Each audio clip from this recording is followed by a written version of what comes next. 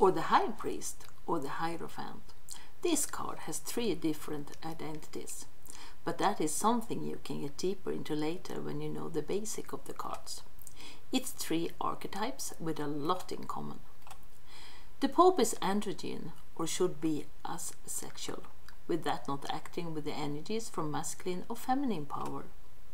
A Pope shouldn't have sex, shouldn't be in a relationship, instead be totally devoted to a higher energy. The Pope is the role we have to be in after the feminine and the masculine energies of the cards before in the major arcana to keep evolving.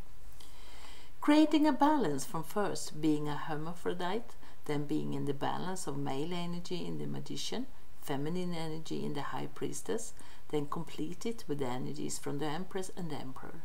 To be in this energy of not being controlled by any sexual energy, you're spiritual. The Pope indicates knowledge, wisdom, patience, insights, but also impeaches, critical thinking, planning to strengthen oneself.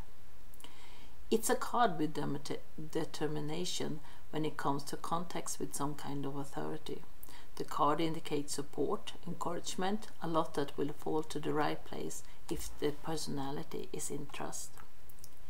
The Pope always indicates a more significant decision, responsibility, a change in what is. Maybe it's not what you want, but what you need. Basic, it's one of the most spiritual cards. It shows on the nearest contact with some kind of deity, a belief that is in progress. A spiritual awareness is being a human,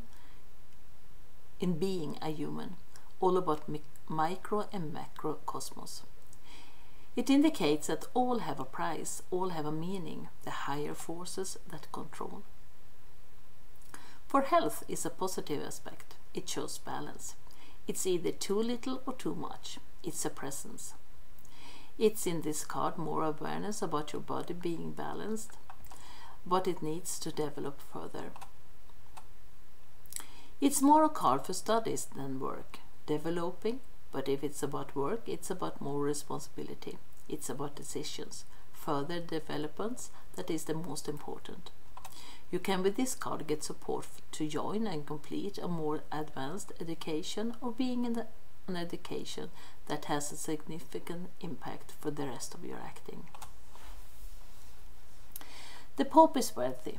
That reflects your value of this card. The energy of the Pope is not to think about money, it's more about finding inner peace.